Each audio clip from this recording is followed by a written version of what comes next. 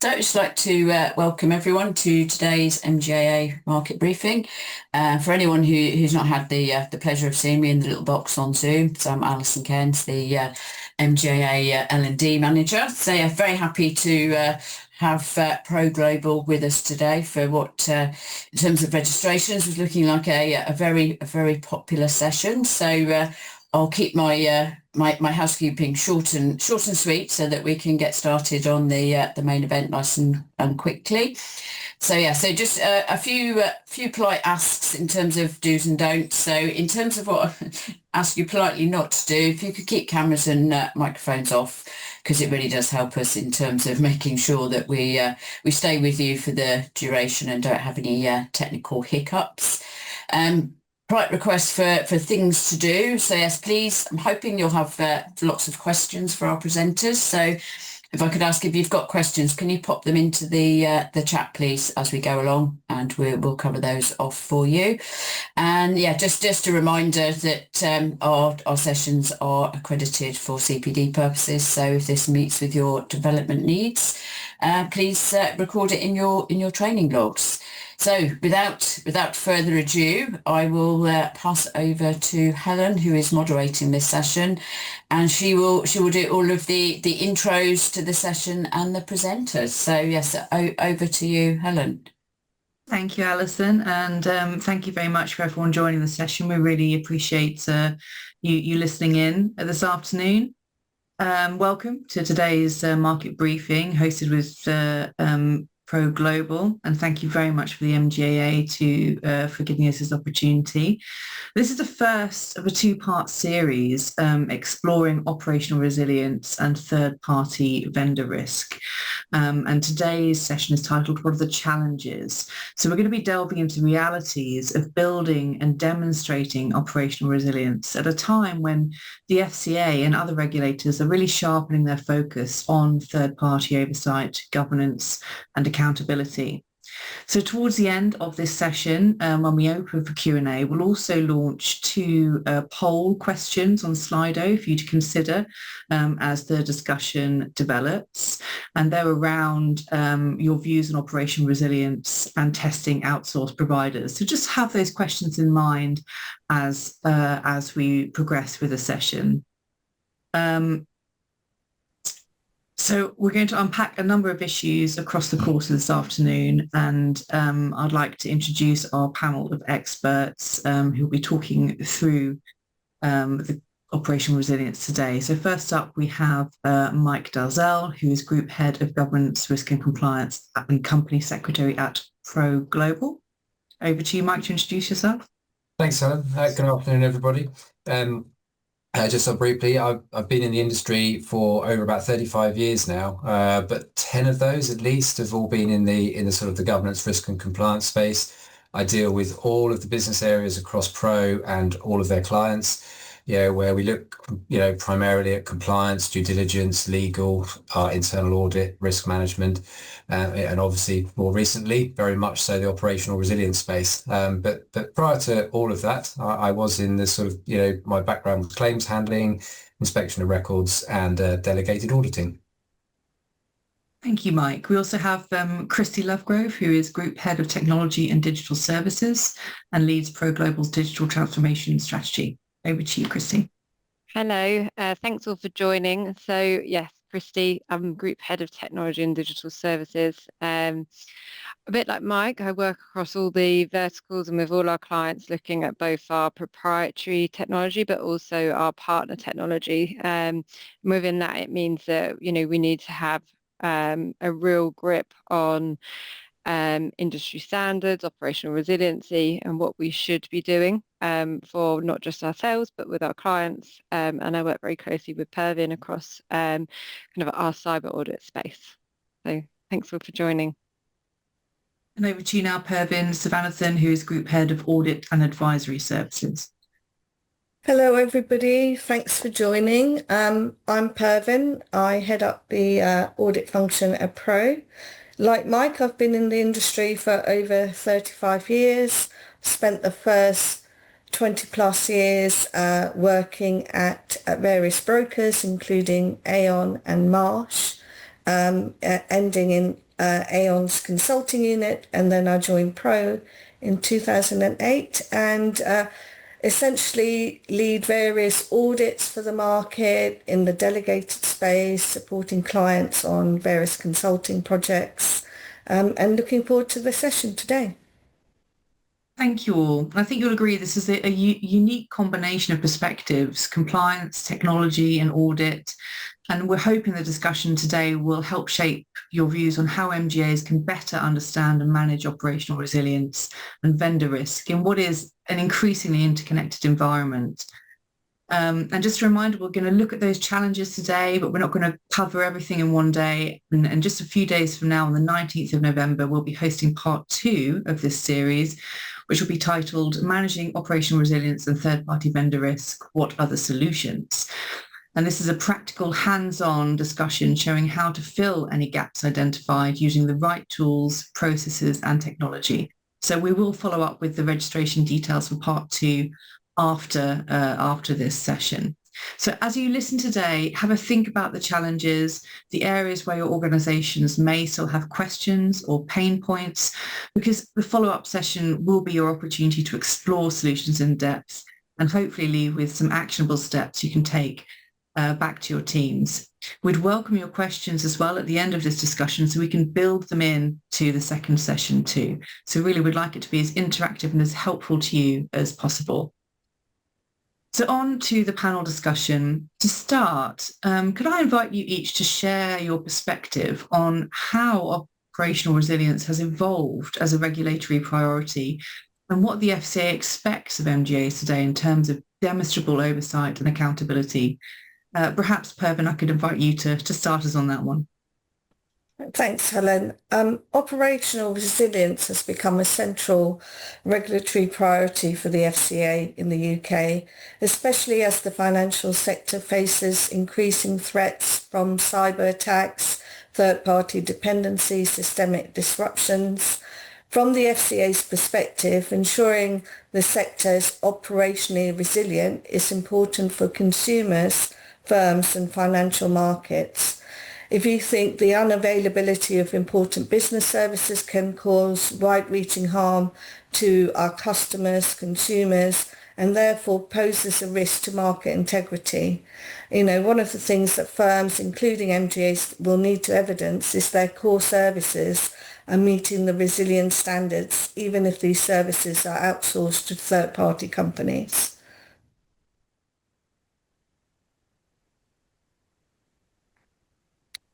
Mike?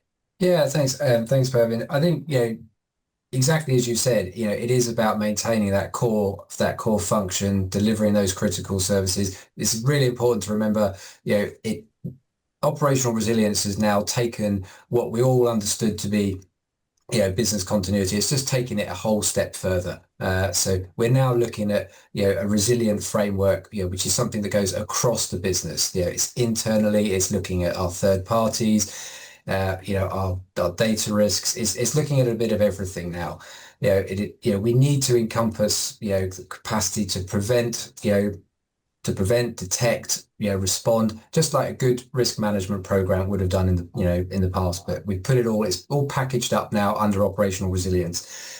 So, I mean, it's no surprise, I don't think, to anybody that, that over the last sort of like 5 or 6 years, we've seen growing outsource, because of technology and cost benefits. We've seen implications from COVID, growing cybersecurity landscape, and operational resilience has therefore just moved on, to be that, to be much more, like I said, to more than just a traditional incident response. We now have to be much more proactive, and therefore, regulators have just naturally stepped in, ensuring that our boards consider this to be a priority. Yeah, to echo what Pervin and Mike have said, it really is about having a living framework now. So always asking, what if we do this, what do we need to have in place to make sure we are resilient? And that has to go across technology, operations, our service lines, just to make sure we kind of encompass that ethos through the business. It's a joint and collaborative piece of effort that has to kind of drill through the organisation.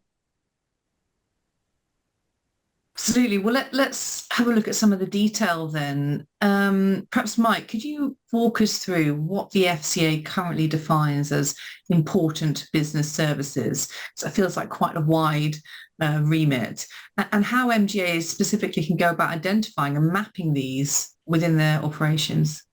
Yeah, sure. Thanks, Helen. And I mean, the FCA issued guidance on this, a couple of years back. They issued a pretty, it's not, well, it's usual. So FCA, it's a non-exhaustive list of factors that the firm should consider, in assessing whether or not a service is an important business service. So it's actually, if anyone wants to go away and look, it's CISC 15A.2.4, which lists these. I think there's about 13 different criteria there, and it includes things like sensitivity of data, impact to the business, time and risk criticality, and also obviously, whether disruption could lead to a breach of legal or regulatory obligations. It's important that obviously each of these important business services is identified, setting the impact tolerances and then undertaking mapping and testing, all of which should have been completed, before sort of 31st of March this year, which was the sort of the deadline. Understanding how you do that, is very much down to the individual firm.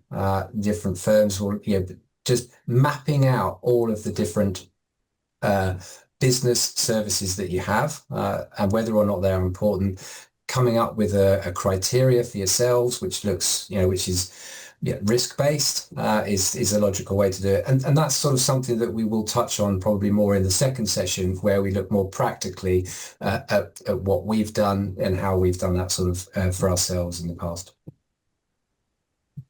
Any other reflections on that point from the panelists? I have a follow-up question if not. No. Well, Mike, how can firms evidence that they've actually tested their resilience effectively, and what does good look like from the regulator's point of view? As you say, it's a non-exhaustive list of things to check. No, absolutely. I mean, obviously, identify them, keep a list of them, I assess why they are important. Why are they important? So, for example, if you have a critical IT, provider that provides your IT services, what is it that they're actually doing for you, and could they impact, if they had disruption, could that impact your business? So think of it almost, I suppose, like you're auditing and thinking about it from an audit perspective. Who's going to look at it? Who needs to know, whether or not that is critical to your business? Identify the vulnerabilities. Look at all the vulnerabilities in your operation. It doesn't just have to be, a third party. We could be talking about whether you've got a vulnerability from a key person within your business. So think about that. Those are the other things. Think about the data. Think about what data do you hold within your business? Is it sensitive?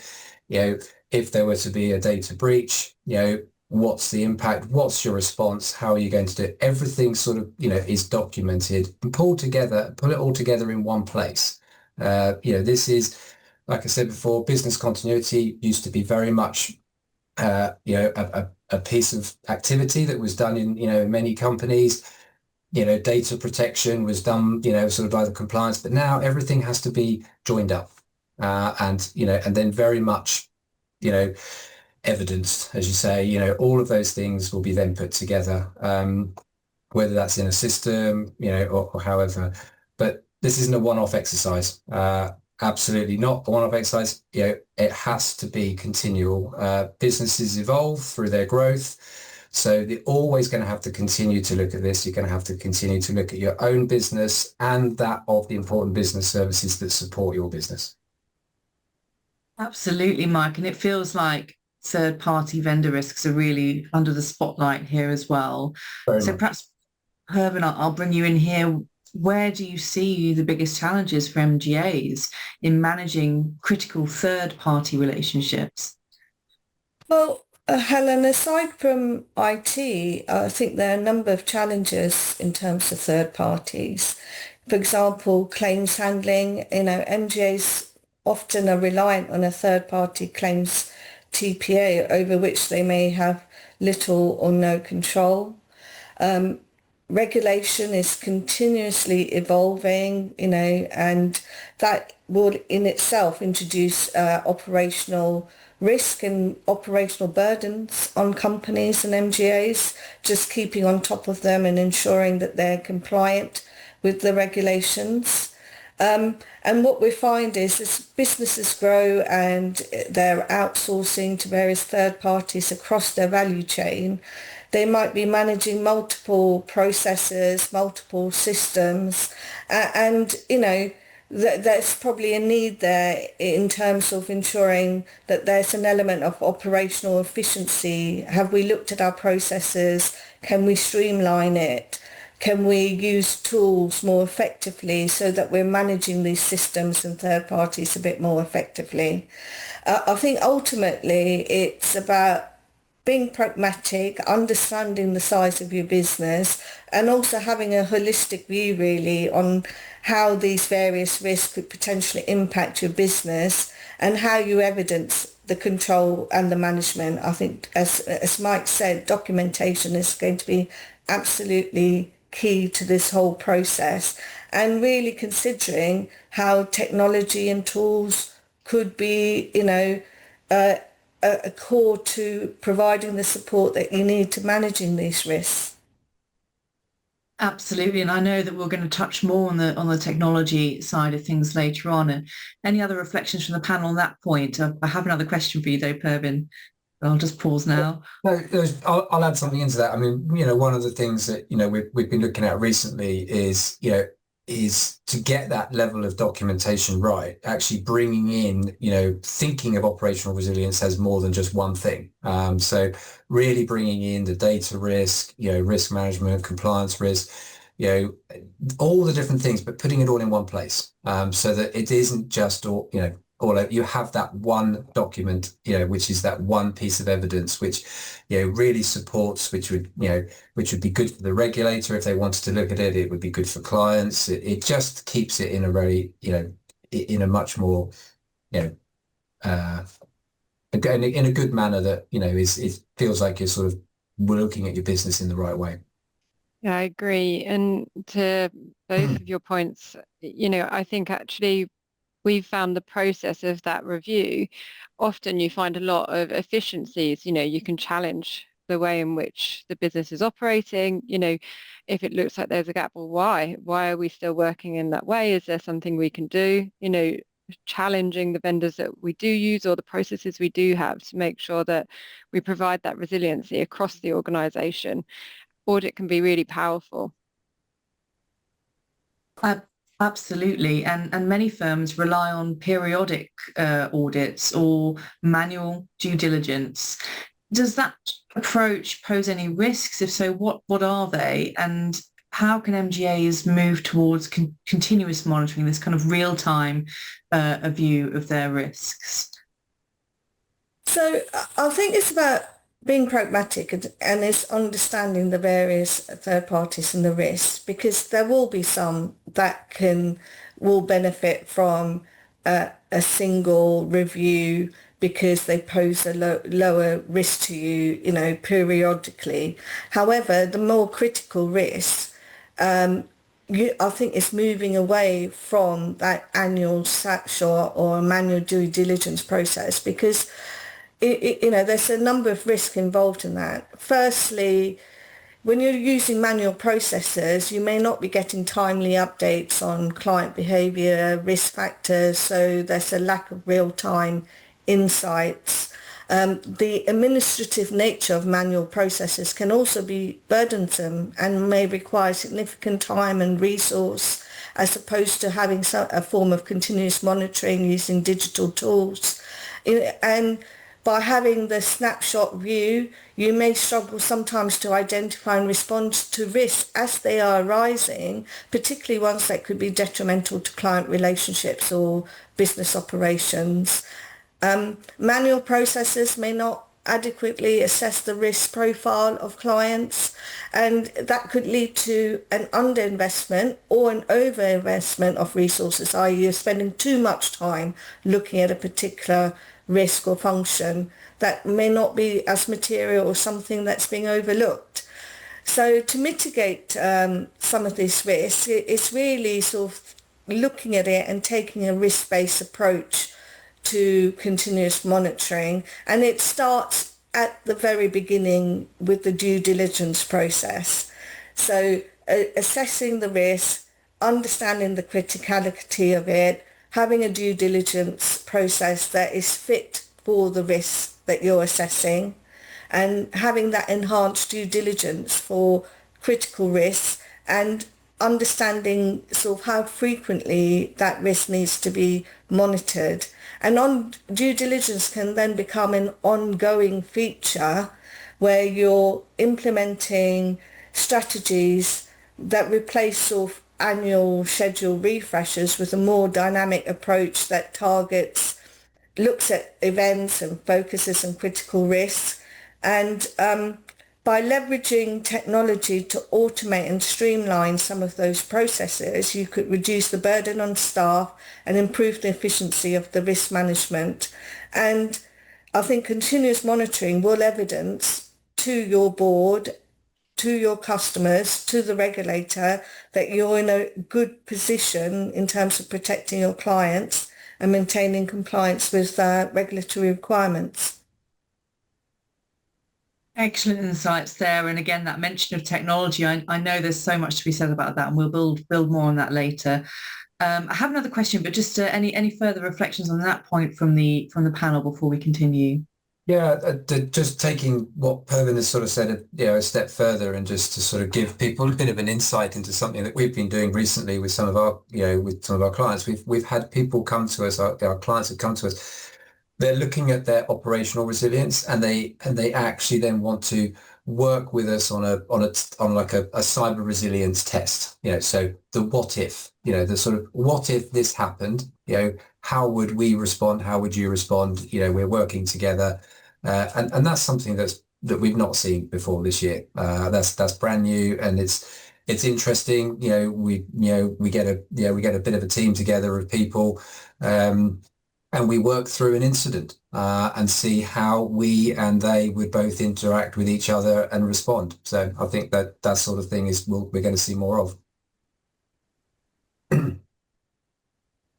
Real-time scenario testing. I like that. That's very interesting development. Well, let's just take a step over and look at other regulatory frameworks that have recently come into play. So like DORA. I imagine that will also have an impact on third-party oversight and how it's conducted going forwards. Can you perhaps give us some views on the Digital Operational Resilience Act to spell it out in full? So DORA is reshaping how third-party oversight is conducted in the European financial sector, and this will cover both insurers and MGAs.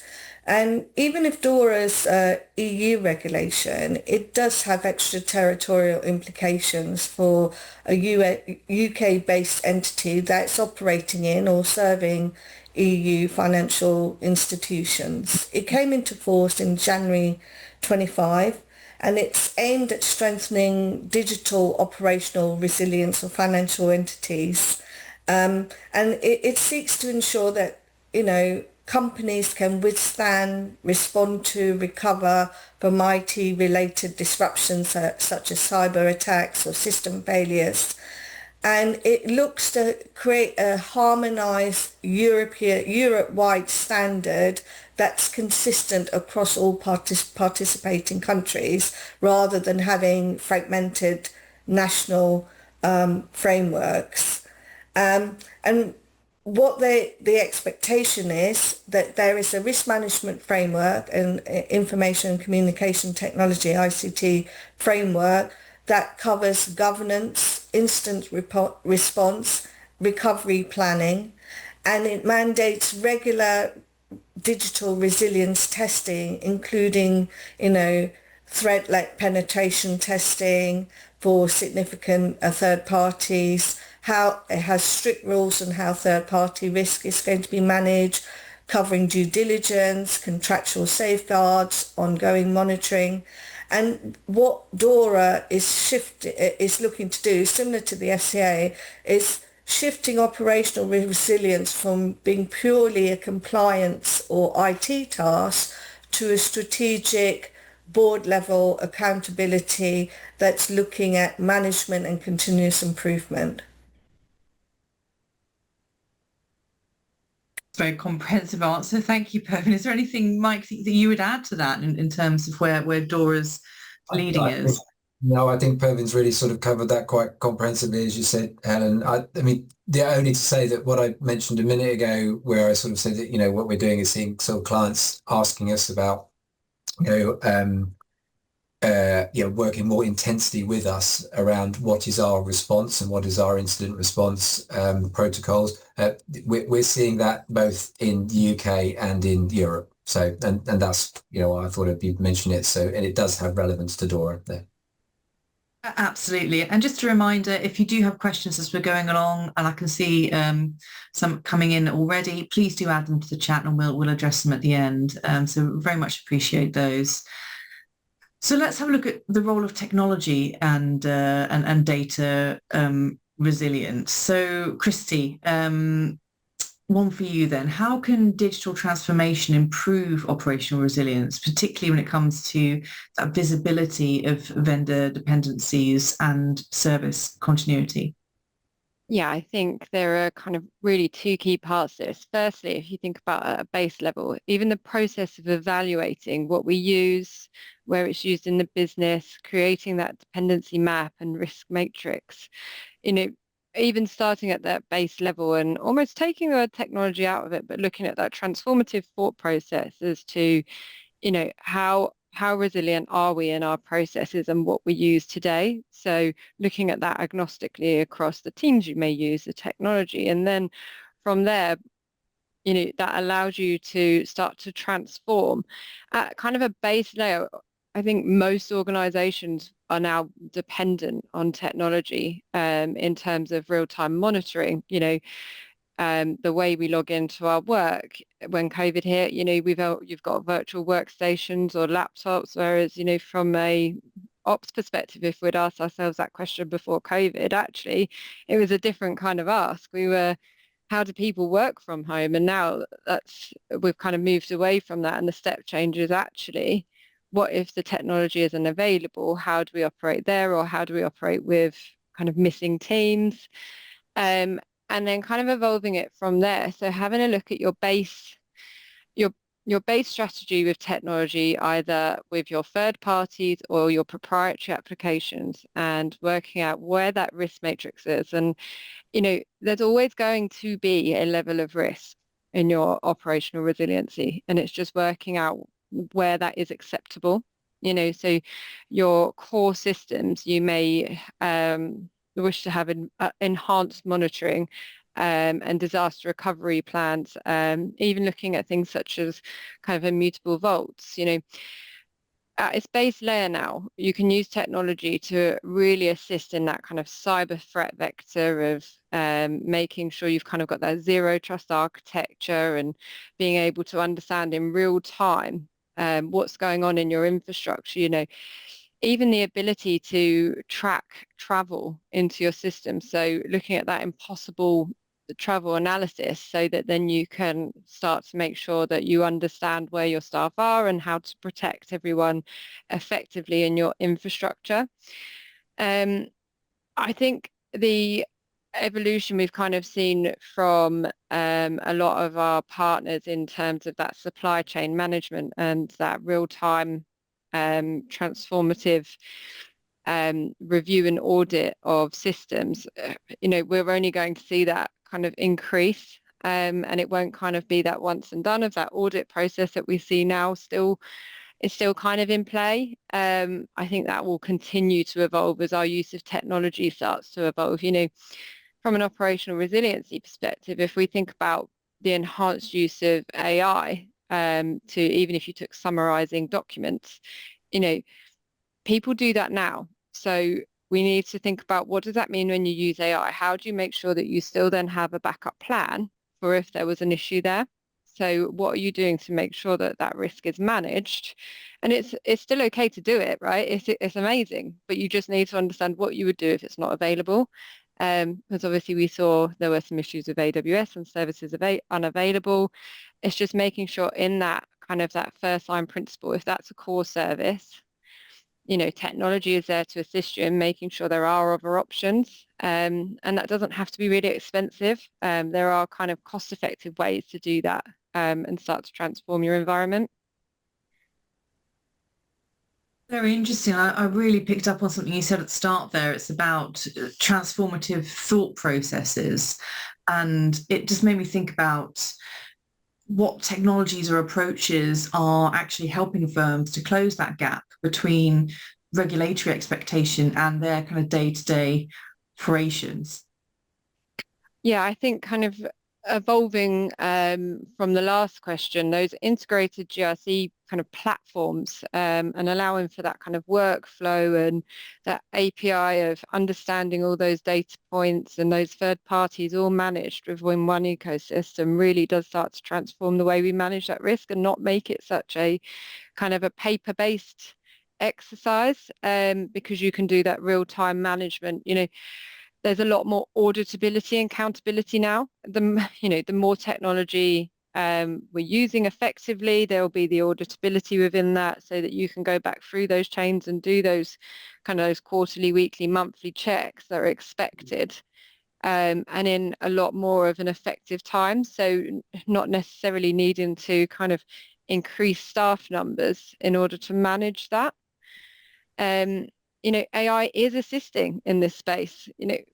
We're seeing a lot of assistance in interpreting some of the regulatory text and to map them to your operational needs, which really is really great because it's starting, it's seeing technology assist us in understanding which can be really complicated regulations.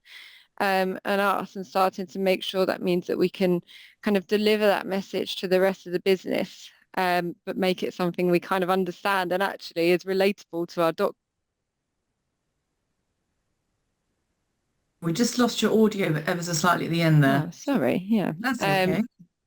But yeah, so it just makes it kind of effective in our audit and our responsibility in the way we deliver that message to our staff. It's about choosing technology wisely. It sounds to me. I have a question to follow on from that, but just any reflections from the other panel on the discussion so far on the technology side? No, go on, Mike. I think, everything Christy said, it's absolutely right. We're definitely sort of seeing, a role for technology in this space. I think it's important to remember, that there's always still a people side of this. Technology is great for assessing, you can use it for assessing the risks, you can use the AI and everything else. It won't always tell you where things have gone wrong. So, particularly, it's always worth keeping, maintaining those relationships, building those and, making sure you've got the right, tests and, controls in place and auditing those, so that you can actually evidence it and evidence, where it's gone wrong, where people have learned the lessons, and what did they change? What did they change to make things better afterwards? Yeah. And making that process something that's understandable to the business, because if it's something that people find too cumbersome or challenging to get through when they want to use technology to assist them, often we then find a situation of shadow IT where people will find a way to use the technology but outside of the control of the business, which then gives you a different risk in that kind of operational process. So we have to ask the right questions. We have to make sure it's followed the regulations, but we need to make sure that is in a format and a consistency that people in the business understand and follow. And it's just part of that process rather than something people kind of dread getting involved with. Yeah, very good point on shadow IT there as well. And let's bring it back to the MGAs then. What practical barriers do MGAs still face, whether, data quality, systems integration or costs? How can they overcome them?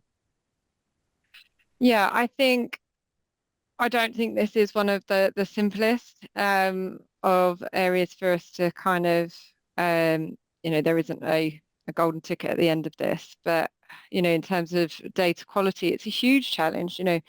There's fragmented sources, inconsistent formats, we're hindered by different analytics and reporting needs. Different parts of businesses will often start different types of processes, and as an MGA grows, you may have started with one process, and that evolution often then brings risk.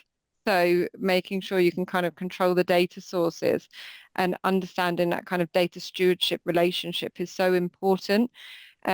Creating those central repositories, it's not always necessary to go out and have the most expensive tools and systems, but creating a good foundational process and how you manage that data, and how people are sharing across the business is really important. I think if we were then to follow on with that, one of the other areas that really hinders us across the market is that system integration. There's so many legacy systems, legacy processes that we're trying to kind of use new tech with, right? So we're all drumming on about using AI and kind of really putting ourselves forward with agents, but then often we're met with a legacy system whereby you can't access that data, and people then create a workaround of where that data gets held. I don't think that's something we'll necessarily get around in the short term, but there are kind of constructive ways for us to work with that data, and start to kind of bridge these gaps without kind of doing full system overhauls. And yeah, cost constraints is huge. Technology isn't cheap. It's also really hard to understand and quantify at the beginning of these journeys how much tech is going to ultimately cost. If you look at kind of from a base layer, you can start smaller, but having people within your team who understand, the scaling, managing those cost caps, because, the more LLMs you use, the more that's costing you, but making sure you understand and have done that, that process as to the cost of putting in that technology versus the people of running it. It's a big ask. But there are really effective ways of using technology, and the insurtechs are really paving the way of showing us kind of all these data manipulation tools and how we can kind of speed up the process with the use of technology. It's kind of, I would always say though, the biggest constraint comes from not starting that initiation and change management process. So understanding what your operational process is going to be and what your outcome needs to be, because without even understanding that, starting to add in technology and dabble with new things, you're just kind of adding to your tech debt and your operational risk. So understanding that real process flow first means that you really will grow with technology and will put you in good stead. I guess lastly, I just want to kind of touch on the fact that I think for a lot of organizations and a lot of people, there's a real growing pressure to do more with technology, which, I love technology, hence my role, but I do think we just have to sometimes take it back to that review. And if you're thinking about operational resiliency in those processes, you really need to understand what it is you are trying to achieve with the technology to get the most from it. And then you will really start to see it assist you in this space. Very interesting. It's potentially technology the cause of and solution to our operational resilience challenges. It sounds like it's all to do with collaboration though, and forward thinking, proper planning. And there's no coincidence that on this panel we brought together three minds from compliance, audit and technology. This should not be a siloed approach, and that's certainly what I'm hearing. No, definitely not. And if you think about, sorry, no, far away. If you think about kind of even in audit, Pervin and I will often sit down and have discussions where we look at how technology can really assist in the audit space and what we can do to challenge and change the way we work now. But you do still have to think about, right, well, what does that change from our risk profile? And I don't think it's just about technology anymore. Everyone's kind of working at the same thing. It's not a siloed kind of role anymore. It's not just about technology. Everyone has this core functions built into their roles. Absolutely. I mean, Pervin, what's your view on that collaborative element? I think it's absolutely essential. If we're starting from the point of view that operational resilience is sits with the board, and it's holistic and it covers the whole operation end to end. The collaboration between compliance, audit, technology, the various business leaders, the staff in organisations is absolutely key, because that's the way we're going to ensure that we've got effective risk management, cyber security, compliance across the business, which will then ensure that in the event that there is an incident or an issue, the organisations are prepared to withstand the disruptions.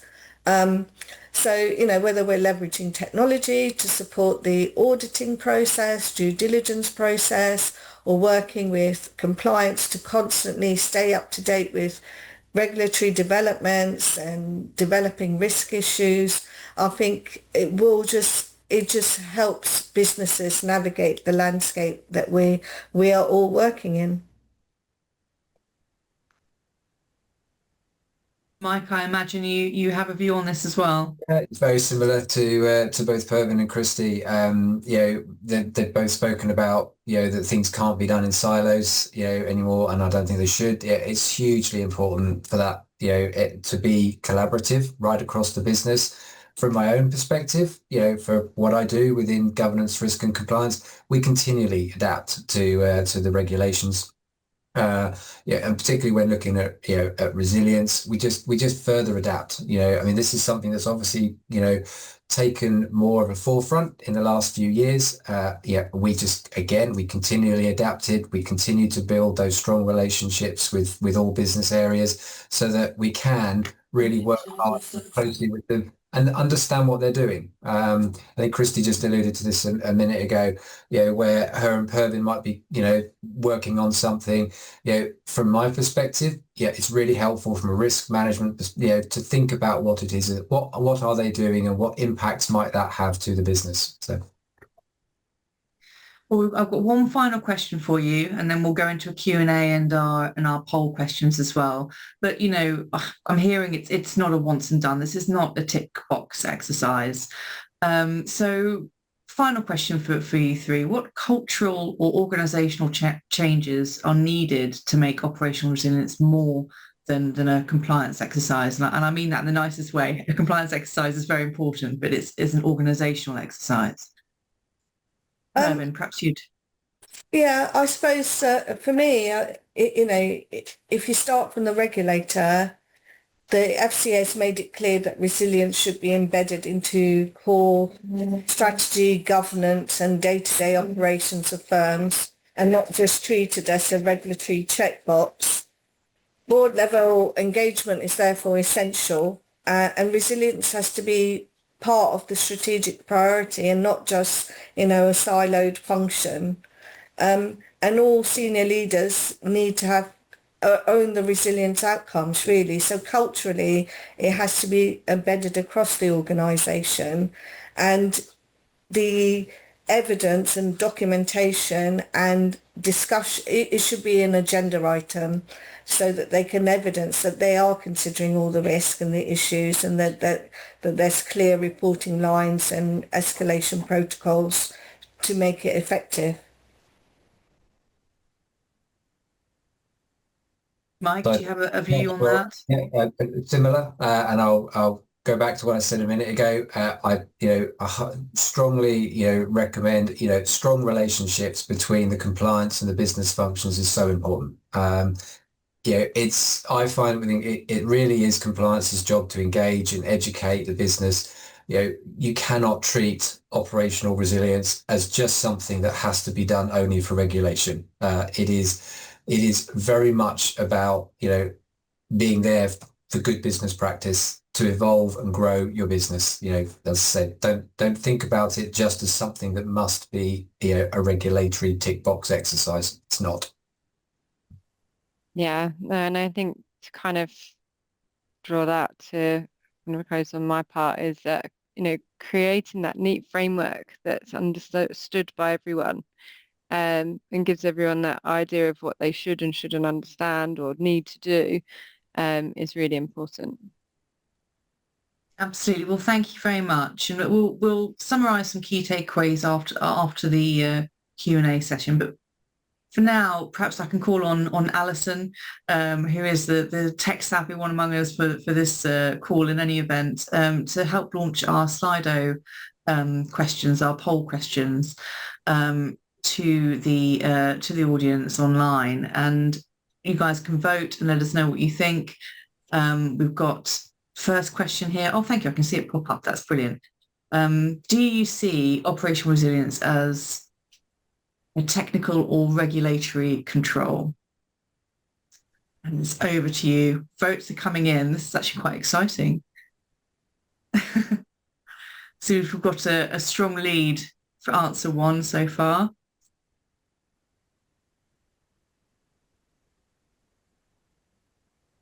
Give a few more minutes for more to come in, but it looks like the dual responsibility is the most popular answer, with just one person going for primarily technical at this point. Do you have any commentary on the results as we're seeing them, panelists? I think the fact that the majority of people see it as a dual responsibility, I think echoes a lot of what we've been saying today. We've covered both the regulatory and the sort of the technology piece, and I think that very much shows why it is actually a dual responsibility, being technical and regulatory. Yeah, no, Absolutely. I agree.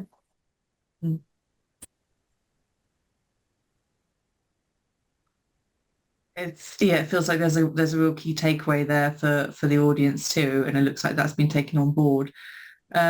Should we launch our second question, see what people think of that? So do you test your outsourced providers for operational resilience? Is this something that people online do right now? Don't worry, we can't see who's answering and what your organisations are. We're just looking at the numbers. It's very exciting to see the real-time answers coming in. I shouldn't be so easily wowed. Some of the, starting from the bottom there, quite a few saying no, but we recognise the need. A minority at the moment are yes, proactively and regularly. We'll see if that increases. Some partially seems to be the most popular answer at the moment, together with no, but we recognise the need. As the findings come in, what are the reflections of the panelists for this? Yeah, I wouldn't say it's surprising, and I actually think it's positive to reflect on the fact that it's either not completely where you need it to be, or that it's something that needs to be done. I think it kind of echoes with what we said today, in that I think there's work to be done in terms of making sure that we slimline this process to make sure we get what we need from an operational resiliency, and really understand that process of our vendors, and really starting from that diagnostic footing. And technology can assist in terms of some of those GRC platforms. The ability to automate sending these out and getting some of the results back could be really of benefit to those who either partially or have not been able to start. But I don't think it's a surprise. And I think it's... Oh, sorry. Yeah, no, I would agree with what Christy said. I think that's where we are seeing people at the moment in their sort of thinking about resilience and how resilience is extended to to look at outsourced providers in more detail. Absolutely, and hopefully it's helpful to the sorry, my dog has seen the postman. It's this test of my operational resilience. It's helpful to everyone on the call to see that not everyone is 100% there yet, and actually identifying the gaps is a big part of what we're trying to do here, and trying to have these conversations. So thank you for everyone taking part in those polls and for helping us with this. Sorry about the noise my dog's making in the background. Let's just go to one question. I know we're nearly on the hour that we received during the course of this as well, if that's okay. And that was from David, who said, can you confirm the application of the FCA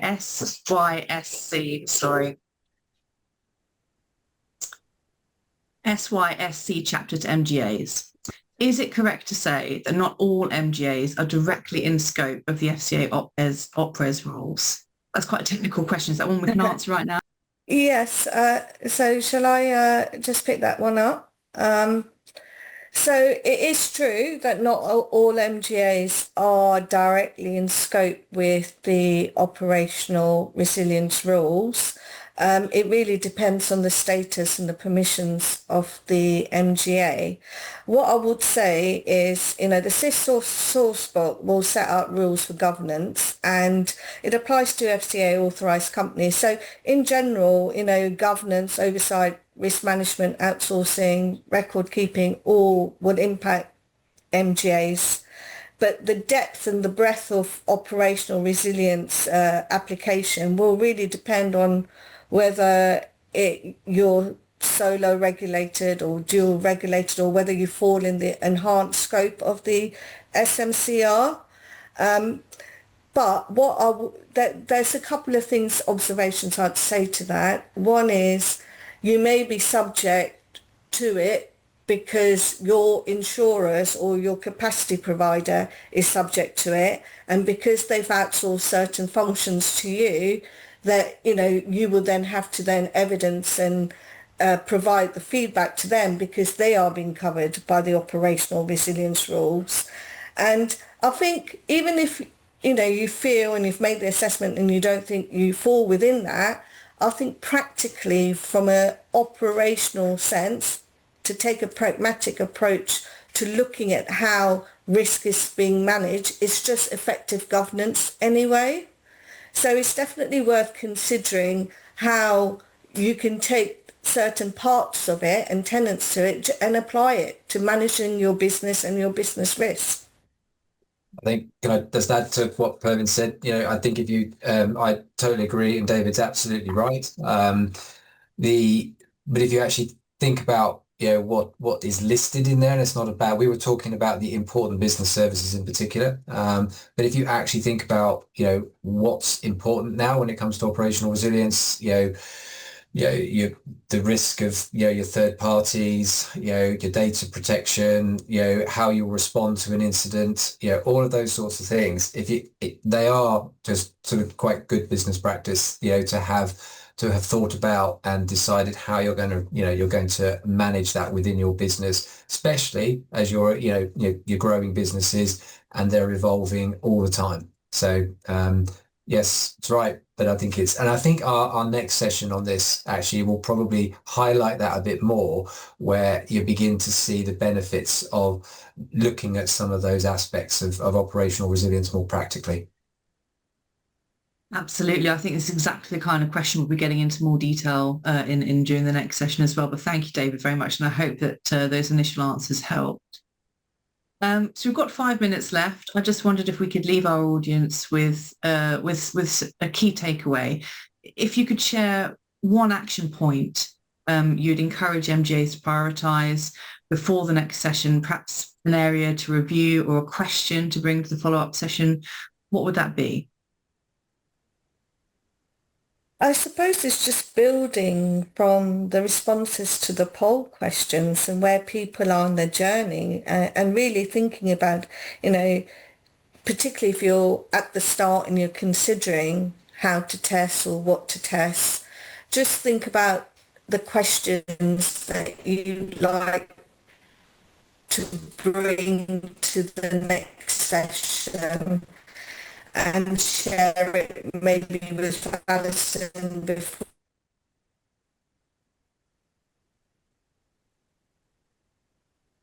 Just lost Pervin slightly there. So I pick up. I think I know where she was going. Yeah. So I think I'd agree. It's that the second part of the second question, where a large majority have answered partially, I think is a huge huge thing for people to reflect on is like, what are your gaps? What haven't you done that you think you might need to have done based on what you've learned today? And then we can look at the practical side of, what would you do to fill those gaps, or what would you do to strengthen the bits that you haven't looked at, as well. I think that's quite critical. Testing and working with some suppliers and actually understanding their pathways. What are they doing? How are they managing their data? It's your data potentially there that you've passed along. You need to understand those sorts of things. So building that pathway. But I think definitely it's that partial work in progress. With only 42%. That I think we need to pay attention to, all of us. Quite right. And what does that playbook look like? What's that centralized document that we were talking about that evolves and grows with the business? Maybe there's an example we can share of that. And also how actually, once you've done that, you get that governance right within the business, so that it's understood by the board. The board have got the assurance, but equally it's worked all its way through the business, so that the people in the business that may be dealing with a third party, do they know, do they understand it as well? So we've got to think about that too. I can see Pervin has rejoined us. Pervin, we finished your answer for you. Not at all. Just any closing reflections, then I'll move on to Christy and we'll wrap up. I think, I was just sort of setting the scene for the next session. So I think it's just about, just looking at your organisation and thinking about it, what works and what fits, and understanding the material risks. It doesn't have to be a big beast. It's about being pragmatic and focused and delivering value for your company. I think that's a really good point. It doesn't have to be an overwhelming task. Any organisation of any size should be able to get to grips with this. Christy, final thoughts from you? Yeah, I think Mike and Pervin summarised really well. What I think we'll be trying to draw out in the next session is just how to make that process simple, as simple as it can be, and really draw out that key information to kind of set that up for success. Look, thank you very, very much, Mike, Christy and Pervin, for your insights, for taking part in this discussion today. Really appreciate it. I hope that all those that joined us have found that useful. And thank you, of course, to everyone who has joined us today, and to the MGAA for hosting this session and for allowing it to go ahead. I say, please come armed with your questions, next time round. We really want to be part of providing that guidance and that solution to identifying the gaps and filling them when it comes to operational resilience. So for now, thank you ever so much for taking the time, and enjoy the rest of your afternoons. Thank you, Helen. Thanks, Alison. Yes, thank you very much.